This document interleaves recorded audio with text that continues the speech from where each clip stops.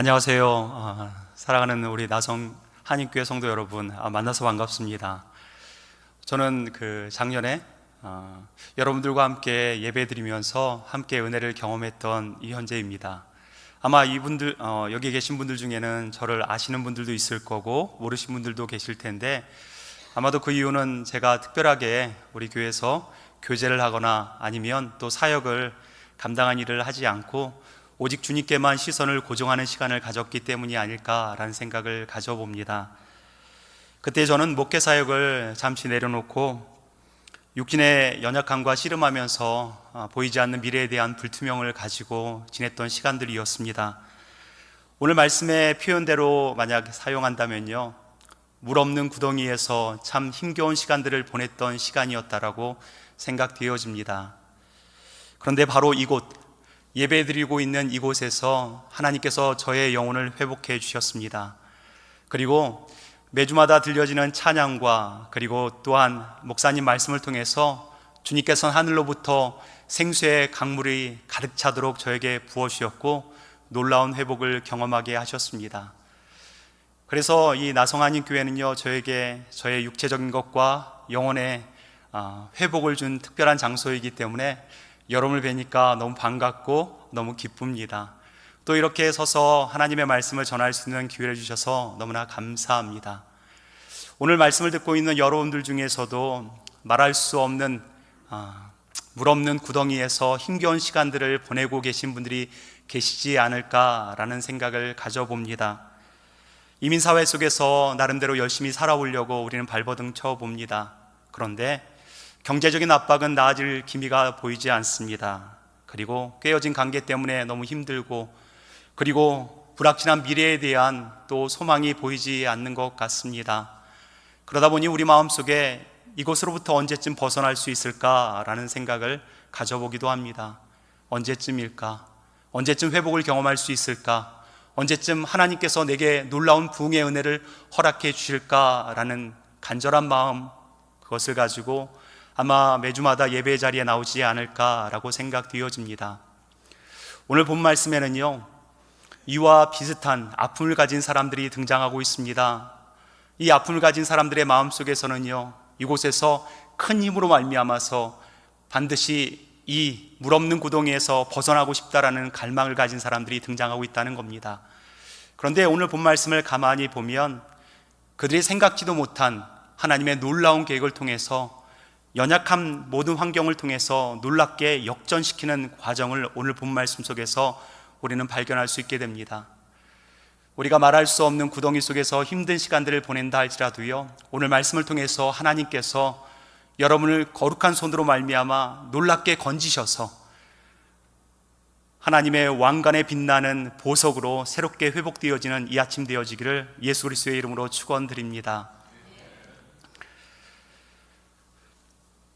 한편의 말씀, 그 말씀은요, 우리의 인생을 충분히 바꿔놓고도 남을 만한 그런 파워가 있습니다.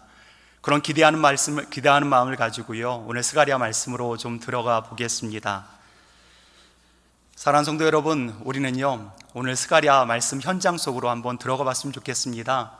2500년 전에 예루살렘에 흙먼지 날리고 있는 그 거리 속으로 한번 들어가 보면요, 그때 당시에 이스라엘 백성들은 이제 70년 바벨론 포로를 끝내고 이제 주님께서 그토록 말씀하셨던 회복의 자리 예루살렘으로 돌아온 장면이 그것을 배경으로 하고 있습니다.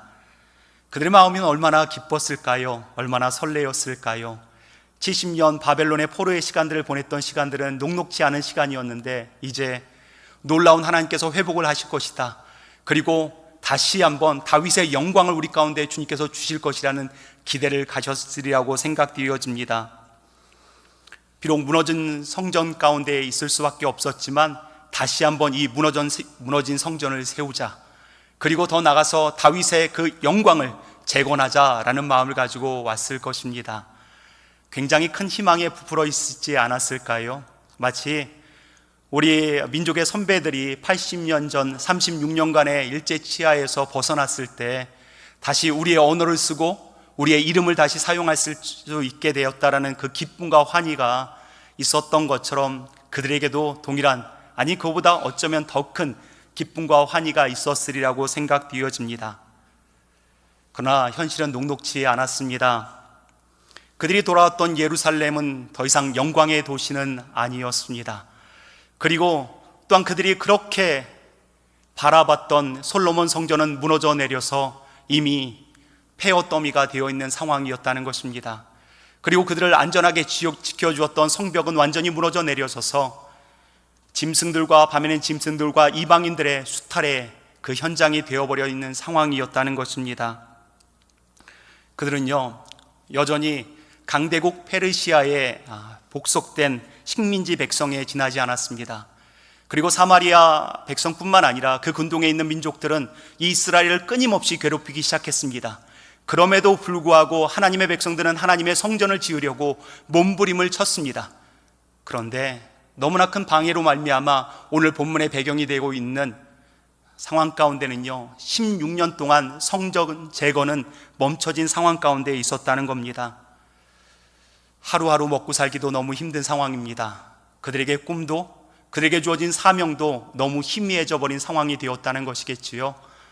그리고 그들은요, 이스라엘 백성들이 출애굽했을 때 그 기쁨과 환희가 있었을지 모르지만 그들이 광야에서 불평과 불만을 했던 것처럼 오늘 본문 말씀에 등장하고 있는 이들 역시도요, 그 마음속에 불평과 원망이 차오르기 시작했습니다. 하나님께서 정말 우리와 함께 하시는 것이 맞습니까? 하나님께서 말씀하신 그 구원의 역사가 진짜 이루어진 게 맞습니까? 하나님이 그렇게 약속하셨던 그 회복의 역사가 지금 우리 가운데 일어난 것이 이것이란 말입니까? 라고 그들은 불평불만하기 시작했습니다. 희망은 절망으로 빠져들기 시작했습니다. 감격은 무력감에 빠져버린 시대 가운데 드디어 하나님의 사람 선지자 스가랴가 등장합니다. 그리고 스가랴는요, 이스라엘 백성, 그 당시에 있었던 이스라엘 백성들에게 하나님의 말씀을 선포하면서 그들의 영적 상황을 단 한 커트의 그림으로 딱 표현하고 있습니다. 그것이 오늘 본문 11절 말씀입니다. 우리 11절 말씀을 함께 읽겠습니다. 자, 시작. 내가 너희로 피로 맺은 계약을 생각해서 너희 갇힌 자들을 물 없는 구덩이에서 놓았나니. 성경 버전이 좀 다르네요. 한 커트의 그림은 어떤 그림이었을까요? 물 없는 구덩이에 갇혀있는 신세라고 표현하고 있다는 겁니다. 여러분, 물 없는 구덩이가 과연 어떤 것일까요? 이것은 흙구덩이를 얘기하지 않습니다. 물 없는 구덩이, 그것은 고대 근동에서 감옥으로 쓰여졌던 곳이기도 합니다. 그리고 물이 없다는 건 생명이 없다는 겁니다. 그리고 그곳에서 사형의 현장까지도 마찬가지였던 상황입니다. 물이 없다는 건 생명이 없다는 걸 우리는 유추해낼 수 있습니다. 그 속에서는요, 굶주림이 있을 수밖에 없고 메마름이 있을 수밖에 없습니다. 그리고 서서히 죽어갈 수밖에 없는 상황이 그들에게 주어졌다는 것입니다. 이 한 커트의 그림. 그러나 그 더 절망적인 것은 그 구덩이는요, 그들이 아무리 힘을 쓰고 애를 써도 거기서 벗어날 수 없다라는 절망이 있다는 사실입니다. 하늘을 보면 파란 하늘이 보입니다. 그리고 사람의 목소리들이 들립니다. 그리고 살려달라고 아무리 그 구덩이에서 외쳐도요, 아무도 응답하지 않습니다. 아무리 몸부림을 쳐도 그곳에서 더 이상 나올 수 없는 겁니다. 희망 고문이 있는 상황이 있다는 것, 그것이 바로 물 없는 구덩이와 같은 상황이었음을 말해주고 있다는 것입니다. 시간이 지날수록 모든 것을 포기할 수밖에 없고요, 희망을 좀먹고 영혼을 메마르게 하는 장소, 그것이 물 없는 구덩이였습니다. 스가랴 시대의 백성들은요, 바로 이곳에 갇혀 있었습니다. 영적으로, 정신적으로, 현실적으로 메말라 가고 있었습니다. 이 구덩이에서 그들은 유일한 꿈을 꿨습니다. 오직 한 가지 꿈, 그건 무엇이었을까요? 반드시 강력한 왕이 우리 가운데 올 것이다. 칼과 창으로 이것을 뒤엎어 놓을 것이고, 지금의 강대국이었던 페르시아 제국을 완전히 뒤어넘는 다윗의 왕국을 세우는 메시아가 올 것이다 라고 그들은 기대하고 소망했습니다. 그런 왕이 오기만 한다면 이 지긋지긋한 곳에서 우린 벗어날 수 있겠다라는 그런 희망을 가졌습니다. 그러나 그들의 희망과 기대와는 달리요, 현실은 아무것도 변하지 않았습니다. 그들의 기도는 공허한 메아리로 흩어져 버릴 뿐이었습니다. 이것이 바로 우리가 만나고 있는 오늘 본 말씀에 등장하고 있는 스가랴 시대의 시대상이었음을 성경은 우리에게 말씀해 주고 있습니다. 절망적인 현실이라는 겁니다. 스스로의 힘으로는 아무것도 할 수 없는 상황들, 물 없는 구덩이에 갇힌 채 잘못된 기대를 가지고 언젠가 여기서 벗어날 수 있겠지라는 희망 고문을 하면서 그렇게 그들은 좌절과 낙심의 시간들을 가지고 있을 수밖에 없었습니다. 그런데 여러분, 이 말씀이 이민사회를 살고 있는 우리와 너무 닮아 있지 않냐라는 생각들을 좀 가져보려고 합니다. 2500년 전 예루살렘의 흙먼지가 날리는 그곳에서 이제는 2025년 8월 24일 지금 남가주를 살고 있는 지금으로 한번 우리 상황을 조명해 봤으면 좋겠습니다. 스가랴 시대의 백성들이 갇혀있던 물 없는 구덩이는 실은 우리의 모습이 아닐까라고 생각을 해보게 되었습니다. 우리들도 그들처럼 물 없는 구덩이에서 힘겨운 시간들을 보내지만 겉으로 볼 때는 괜찮아 보입니다. 참 점잖아 보이는 것 같고 참 능력 있는 거 보이는 것 같습니다. 그런데 우리의 마음은 과연 어떨까라고 이 말씀 앞에서 우리 자신을 점검해 봤으면 좋겠습니다. 어떤 분에게는요, 이민자의 정체성 자체가 물 없는 구덩이와 같다라는 생각을 가질 때도 있을 것입니다. 우리는 얼마 전에 우리 조국의 80주년 해방을 경험했습니다. 그런데 이민 땅을 살고 있는 우리는 그 기쁨을 온전히 누리고 있습니까? 이민 땅에 살면서 주류 가운데 들어가기 원하지만 여전히 이방인과 같은 느낌을 가질 때가 있습니다. 그리고 오랜만에 고국 땅에 갔는데 그 고국 땅에 가서조차 우리는 어느 순간 손님이 되어버렸습니다. 이 낯선 경계에서 외로움이 우리를 짓누를 때가 있다는 것입니다.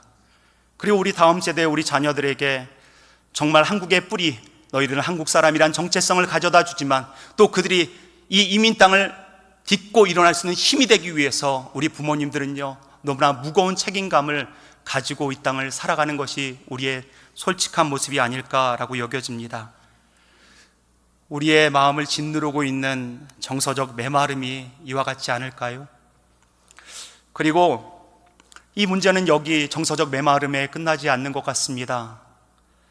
경제적 현실은 우리를 더욱 메마르게 만들고 있습니다.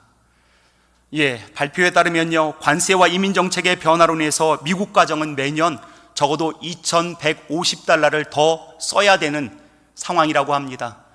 2150달러, 쉽지 않은 돈입니다.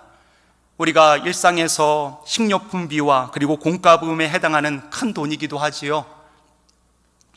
아무리 이래도 제자리 걸은 것 같은 빠듯한 현실 속에서 이것은 무거운 무게추가 돼서 우리를 짓누를 때가 있다는 겁니다. 게다가 변덕스러운 이민정책은 왜 이리도 우리를 불안하게 만드는지 모르겠습니다. 합법적인 신분을 가진 41%가요, 자신이나 가족이 추방될지도 모른다는 두려움 속에 산다는 통계를 보게 되었습니다. 그리고 이민세관 단속국 IC 경고가 뜰까봐 자녀들을 학교에 보내는 것이 두렵다라고 말하는 한 이민자의 그 고백이 이것이 더 이상 남의 이야기가 아닌 것 같습니다. 경제적인 압박이 있습니다. 신분의 불안이 있습니다. 우리의 일상을 짓누르는 현실은요, 모래늪처럼 우리를 빨아들이기 시작합니다. 또 어떤 분에는 자신의 일터와 관계가 물 없는 구덩이와 같지 않을까라는 생각을 가져봅니다. 우리도 나름대로 주님의 영광을 위해서 살겠다라고 그렇게 꿈을 가졌을 때가 있었습니다. 오직 주님의 교회를 위해서, 선교를 위해서 살겠노라고 하는데 현실의 문제 속에서 우리는 어쩔 수 없이 일명 말하는 세상의 직장 속에서 살아가고도 있습니다. 곳에서 믿지 않는 동료들과의 보이지 않는 갈등을 겪으면서요, 사람을 품지 못하는 자신의 좁은 마음을 대면하는 것 자체가 자괴감이 들 때가 참 많이 있습니다. 그리스도인인데 라고 하면서 말입니다. 이 또한 훈련의 시간이겠지 라고 하지만 시간은 지나고 나이는 먹어가고 점점 건강은 좋아지지 않고 생의 무게는 우리를 더 짓누른 것 같습니다. 이것이 바로 관계와 일터라는 메마른 땅이 아닐까라고 여겨집니다. 저 또한 목회자로서 제 안에 물 없는 구덩이가 또 존재하고 있습니다. 하나님께서는요, 저를 특별히 시니어 어르신들을 섬길 수 있는 사명의 자리로 저를 이끌어 주셨습니다. 그런데 한 조사에 의하면 한인 시니어 우리 어르신들은요, 10명 중 6분이 어려운 경제적인 상황과 의료비 때문에 힘들어한다는 소식을 듣게 되었습니다. 그리고 더 나아가서 40% 이상의 어르신들께서요, 언어 때문에 병원에 가는 것을 포기했노라고 고백하는 이야기들도 듣게 되었습니다. 제가 섬기고 있는 시니어 어르신들은 점점 눈이 안 좋아집니다. 거동하는 걷는 것조차 너무 힘겨워 하시는 분들이 점점 많아지기 시작합니다. 그리고 바로 곁에 있던 분들이 한 분, 두 분 떠나가는 것을 보면서 제 마음이 얼마나 많이 무너져 내렸는지 모릅니다. 제 마음은 한편에서는요, 젊은 세대와 함께 깨어진 세상을 회복하고자 하는 열망이 있었습니다. 선교지 현장에 달려나가 주의 복음을 전하고자 하는 갈망도 있었습니다. 그런데 사명과 생존의 부재 사이에서 저만의 영적 침체를 또한 경험하고 있음을 보게 됩니다. 사랑하는 성도 여러분, 우리 모두는 이렇게 각자의 구덩이 안에서 신음하고 있습니다. 새로운 도약을 꿈꾸길 원하지만 현실의 벽 앞에서 여지없이 무너져 내리는 우리를 보게 됩니다. 그리고 하나님의 사명을 감당하고 싶은 그럼에도 불구하고 생존의 문제가 우리의 발목을 딱 잡고 있는 것을 또 경험하게 됩니다. 하나님께서 주신 꿈과 현실의 사이의 간극 속에서 우리의 영혼은 메말라 가고 있는 것이 현실입니다. 우리 역시 스가랴 시대의 그네들처럼 잘못된 기대를 갖고 있지는 않으십니까? 언젠가 돈이 넉넉히 모이면 나도 언젠가는, 내 자녀들이 대학에 들어가고 장가 시집장가 가고 나면 나도 언젠가는, 내 건강이 좀 나아진다면, 회복된다면 이 구덩이에서 벗어나지 않을까라는 생각을 가지시는 분들도 있을 것입니다. 세상적인 방법으로 이 갈증을 해결하려고 몸부림을 치기도 합니다. 그러나 그러면 그럴수록 우리의 영적 무력함은 우리를 더 메마른 현장으로 이끌어가기 시작합니다. 그렇습니다. 우리 모두는요, 메마름, 고갈, 갈증, 성경은요 단 한 단어로 표현하고 있습니다. 우린 저마다 이름과 모양을 가진 물 없는 구덩이에 갇혀 있는 사람들이기도 합니다. 사랑하는 성도 여러분, 스가랴 시대와 오늘을 살고 있는 우리가 어떤 상황인지를 우리는 물 없는 구덩이를 통해서 깊이 말씀을 묵상하게 되었습니다. 그 안에는 절망이 있습니다. 무력감이 있습니다. 영적인 메마름이 가득해 있는 현실입니다. 스스로의 힘으로는 결코 빠져나올 수 없는 상황이 되어버렸다는 것입니다. 이런 절망의 한복판에 우리 주님께서 찾아오셨습니다. 하나님께서 찾아오셨습니다. 그리고 우리의 모든 기대를 뒤엎는, 우리의 지혜로운 도저히 상상할 수도 없는 하나님의 놀라운 역전의 반전의 역사가 시작됩니다. 우리는 칼과 창을 지닌 장군을 원했습니다. 그런데 우리 주님께서는 전혀 생각지도 못하는 왕을 준비해 두셨습니다. 우리 본문 9절 말씀을 우리 한 목소리로 같이 읽겠습니다. 9절입니다. 자, 시작. 시온에 따라 크게 기뻐할지어다. 예루살렘에 따라 즐거이 부를지어다. 보라, 내 왕이 내게 임하시나니 그는 공의로우시며 구원을 베푸시며 겸손하여서 나귀를 타시나니 나귀의 작은 것 곧 나귀 새끼니라. 이것이 하나님의 방식입니다. 이것이 복음의 신비입니다. 세상은 힘을 가지고 힘을 누립니다. 더 거대한 권력을 가지고 지배하려고 합니다. 그러나 우리의 왕은 연약한 자로 오셨습니다. 그리고 평화의 상징인 나귀를 타고 오셨음을 말씀하고 있습니다. 이 본문에 대해서 팀 켈러 목사님은 이렇게 말해주고 있습니다. 하나님의 아들은 힘을 과시하며 오지 않으셨다. 그는 힘을 버리고 섬기기 위해 오셨다. 이것이 바로 세상의 모든 권력 구조를 뒤엎는 천국의 혁명이다.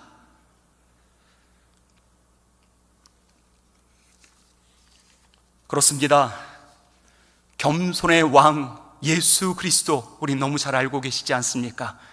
여기서 겸손하다는 히브리어 안이는요, 단순한 온유한 성품을 말하지 않습니다.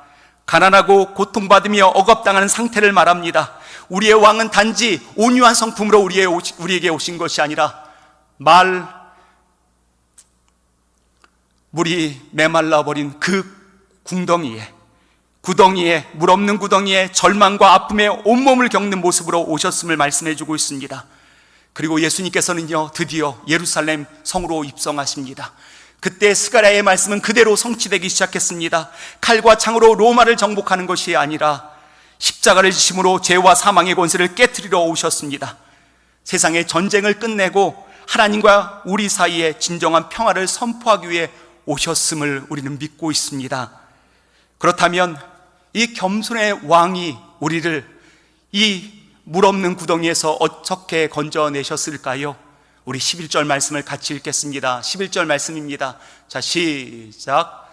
또 너로 말할진대 내 언약의 피로 말미암아 내가 내 갇힌 자들을 물 없는 구덩이에서 놓았나니 라고 얘기하고 있습니다. 바로 언약의 피입니다. 우리의 노력이나 자격 때문이 아닙니다. 오직 우리를 위해 피 흘리신 예수 그리스도의 보혈로 말미암아, 그 피로 말미암아 우리를 구원하셨다라고, 그것만이 유일한 구원의 능력이라고 주님께서는 말씀하셨습니다. 그 피로 죄에 끌어졌던 하나님과의 관계를 연결시킬 수 있는 언약이 되었습니다. 그리고 죄와 사망으로부터 우리를 자유케 하는 능력이 되었습니다. 이에 대해서 스펄전 목사님께서는요, 이 언약의 피에 대해서 이렇게 선포하고 계십니다. 오 죄인이여, 당신을 구원할 수 있는 것은 세상에 아무것도 없다. 오직 갈보리 언덕에서 흘리시는 진홍빛 샘물 예수의 피만이 당신을 정결케 하고 자유롭게 할 수 있다 라고 외치셨습니다. 이 복음은요, 우리의 정체성을 뿌리 뽑아서 완전히 변화시키기 시작합니다. 그것이 바로 12절 말씀입니다. 12절 말씀을 같이 읽겠습니다. 자, 시작. 갇혀 있으나 소망을 품은 자들아, 너희는 요새로 돌아올지니라. 내가 오늘도 이르노라. 내가 내게 갑절이나 갚을 것이라. 예, 우린 더 이상 절망의 포로가 아닙니다. 소망을 품은 자임을 말해주고 있습니다. 원어상으로 얘기한다면요, 소망의 포로라고 얘기하고 있습니다. 이것이 얼마나 역설적인 표현입니까? 우린 비록 절망의 자리에 앉아있지만 하나님의 소망이 얼마나 압도해버리면 그것에 우리가 포로 되었다는 겁니다. 주님께 사로잡혔음을 말씀해 주고 있다는 것입니다. 우리의 상황은 여전히 물 없는 구덩이에 있는 상황일지도 모르겠습니다. 그러나 우리의 신분은 변했습니다. 우리는 이제 절망에 갇힌 자가 아니라 하나님의 약속에 견고한 소망을 품은 자, 소망의 포로입니다. 왜 그럴까요? 우리가 영원한 소망 되신 주님을 바라보기 때문입니다. 그 소망이 우리를 지금도 붙들고 계심을 말씀하고 있다는 겁니다. 그러나 여기에 주님의 은혜는 멈추지 않습니다. 우리의 상상을 깨트리고 놀랍게 주님께서는 우리에게 약속을 하십니다. 그것이 16절 말씀입니다. 16절 말씀을 같이 읽겠습니다. 자, 시작. 이날에 그들의 하나님 여호와께서 그들을 자기 백성의 양떼같이 구원하시리니 그들이 왕갈의 보석같이 여호와의 땅에 빛나리로다. 아멘. 믿어지십니까? 흙투성이였던 우리들, 절망에 빠져있던 우리를 건져내서 주님의 왕관에 박힌 보석으로 우리를 세우시겠다고 약속하십니다. 여러분 생각했을 때 고대 근동에서 왕관의 보석은 단순한 장식품이 아니었습니다. 그것은 치열한 전쟁에서 승리하고 얻은 전리품이었습니다. 그렇습니다. 죄와 권세로부터 싸우고 영적 전쟁에서 승리하신 예수 그리스도의 그 보혈의 능력으로 승리하신 승리의 증거가 누구입니까? 우리입니다. 영적 싸움에서 승리하신 그 승리의 증거가 바로 우리였음을 주님께서는 말씀하고 있다는 것입니다. 볼품없는 구덩이의 죄수에서 우리에서 가장 존귀한 왕의 면류관에서 영원히 빛나는 보석으로 우리를 세우겠다라고 주님께서는 말씀하십니다. 이것이 바로 하나님의 사랑입니다. 이것이 바로 복음의 능력입니다. 우린 더 이상 무가치한 존재가 아닙니다. 우리는 하나님 나라에 가장 찬란하게 빛나는 보석입니다. 사랑하는 성도 여러분, 오늘 말씀은 통해서 절망의 가장 깊은 곳, 물 없는 구덩이에서 우리를 건져내서 당신의 가장 빛나는 왕관의 보석으로 우리를 세우시겠다라고 말씀하신 것, 우리는 그 하나님의 사랑을 보았습니다. 이 사랑이 스가랴 시대 가운데 어떻게 적용되었을까요? 이 말씀이 그들 가운데는 어떻게 적용되었을지 우리 한번 생각해 보겠습니다. 그들은 더 이상 무너진 성벽에 비참한 식민지 국가에 있는 백성으로 스스로를 인정하지 않았습니다. 그들은 소망을 품은 자였습니다. 그들은 왕관에서 빛나는 보석과 같은 존재로 자기의 정체성을 완전히 바꿔버렸습니다. 그리고 좌절하고 낙심했던 자리에서 일어나기 시작했고, 그들은 다시 성전을 제공은 하고자 하는 망치를 짊어지기 시작했습니다. 어떤 두려움의 환경이 온다 할지라도, 어떤 위협의 환경이 온다 할지라도 우린 소망을 품은 자요, 하나님의 왕관에서 빛나는 보석 같은 존재라는 정체성을 가지고 당당하게 서기 시작했습니다. 그들은요, 그들의 구간을 최선을 다해서 달려갔습니다. 그렇다면 지금 2025년 지금을 살고 있는 우리에게는 이 말씀이 어떻게 적용되어지고 우리는 어떤 결단을 해야 되겠습니까?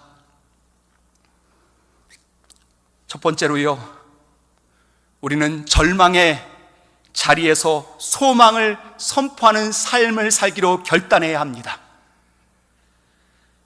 우리 상황은 변하지 않았을지도 모르겠습니다. 여전히 경제는 어렵고 육체는 연약합니다. 관계는 우리를 힘들게 만들기도 합니다. 그러나 우리는 더 이상 갇힌 자가 아닙니다. 우리는 소망을 품은 자입니다. 우리의 정체성은 환경이 아니라 우리를 피로 사신 예수 그리스도께 속해 있습니다. 세상의 일터에서 관계의 어려움으로 힘들어했던 성도님들이 계신다면요, 내일부터 그 일터를 바라보는 시각을 바꾸시기를 예수 그리스도의 이름으로 축원드립니다. 그것은 더 이상 생존 경쟁을 위한 전쟁터가 아닙니다. 하나님께서 당신이란 보석을 다듬어 가시는 거룩한 훈련장입니다. 그리고요, 여러분은 친절과 인내와 겸손을 통해서 겸손의 왕 대신 그분의 사랑을 드러내는 증거자들입니다. 둘째로, 우리는 세상의 힘이 아닌 섬김의 겸손한 섬김으로 살기를 결단해야 합니다. 우리의 왕으로 오신 예수 그리스도께서는요, 칼과 창으로 권력으로 오시지 않았습니다. 나귀를 타고 겸손하게 오셨고 제자들의 발을 씻기셨습니다. 그리고 십자가에 자신을 내어주셨습니다. 여러분, 이것이 하나님의 나라의 생존 방식임을 믿으십니까?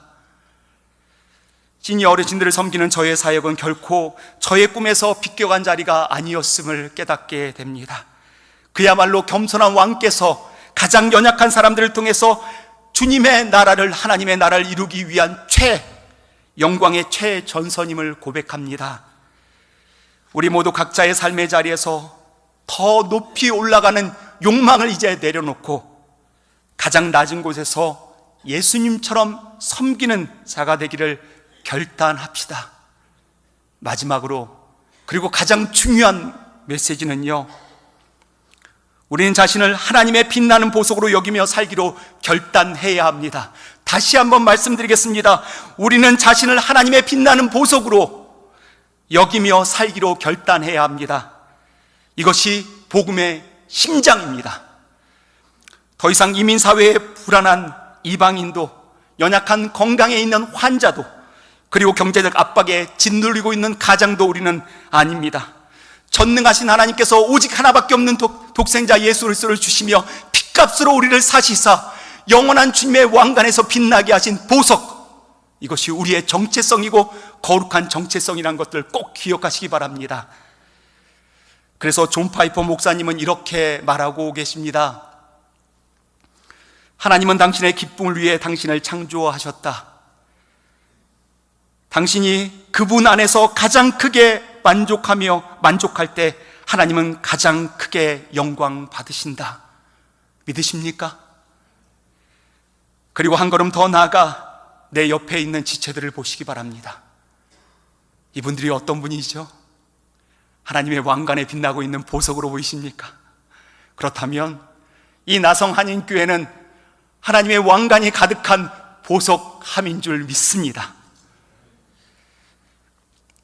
그러므로 내일부터 삶의 현장으로 돌아갈 때 이 한 가지를 꼭 기억하시기를 바랍니다. 아침에 거울을 볼 때마다 출근하며 차 안에서 지쳐서 하루 일과를 마치고 집에 돌아올 때 속으로 이렇게 외치기 바랍니다.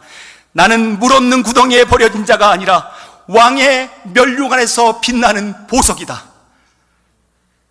새로운 정체성이 우리의 모든 환경의 두려움을 이기게 할 것입니다. 우리의 무기력감을 몰아내며 우리의 삶을 변화시키는 능력이 되어줄 줄 믿습니다.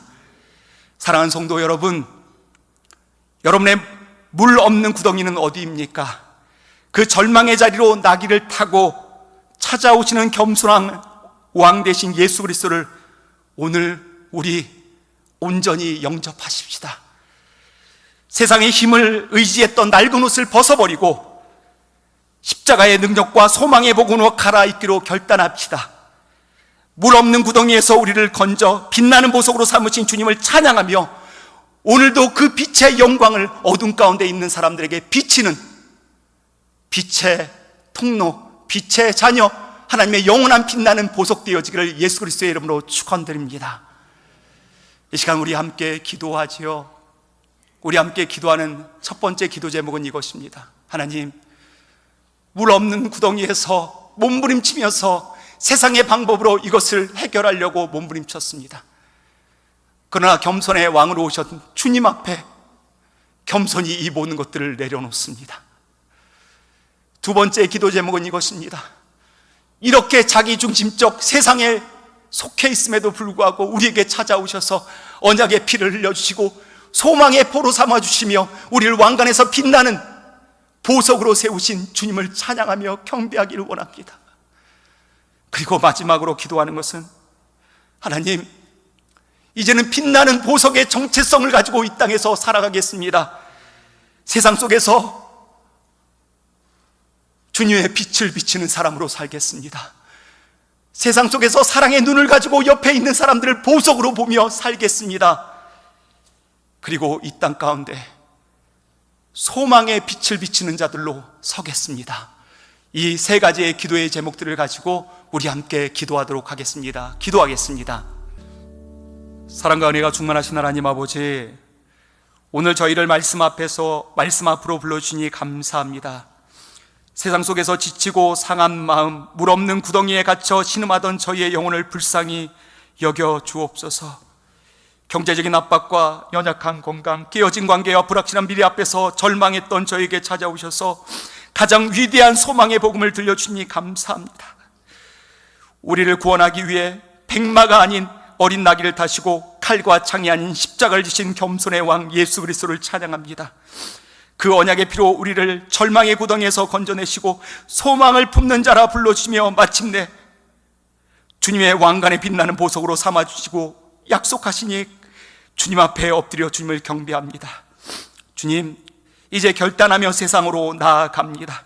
다시 마주할 삶의 구덩이 앞에서 더 이상 절망하지 않게 하시고 나는 하나님의 보석이다라는 거룩한 정체성을 붙들고 승리하게 하여 주옵소서. 또한 내 옆의 지체들을 하나님의 빛나는 보석으로 바라보는 사랑의 눈을 허락하여 주옵소서. 우리의 일터와 가정이, 우리의 모든 관계가 주님의 겸손한 섬김을 배우고 실천하는 거룩한 훈련장이 되게 하여 주옵소서. 이번 한 주 우리 각자의 삶을 통해 이 소망의 빛이 흘러가 우리처럼 구덩이에 갇힌 또 다른 영혼들에게 비춰지게 하여 주옵소서. 우리를 구원하신 왕 예수 그리스도의 이름으로 기도합니다. 아멘. 이제는 주 예수 그리스도의 은혜와 하나님 아버지의 무한하신 사랑하심과 성령 하나님이 함께 동행하시는 역사하심이 이 시간 물 없는 구덩이에서 벗어나 영원한 소망을 꿈꾸며 왕의 면류관의 정체성, 그 보석으로 사는 정체성을 가지고 세상으로 나아가는 주의 백성들 가운데, 그리고 그 정체성답게 살겠다 다짐하는 주의 백성들 가운데, 그리고 우리가 예배드리고 있는 나성 한인교회 모든 성도들과 모든 사역들 가운데, 그리고 사랑하는 조국 저 대한민국과 우리의 삶의 터전인 이 미국 이민 땅 가운데 이제부터 영원히 함께 계시기를 간절히 축원하옵나이다. 아멘. 아멘.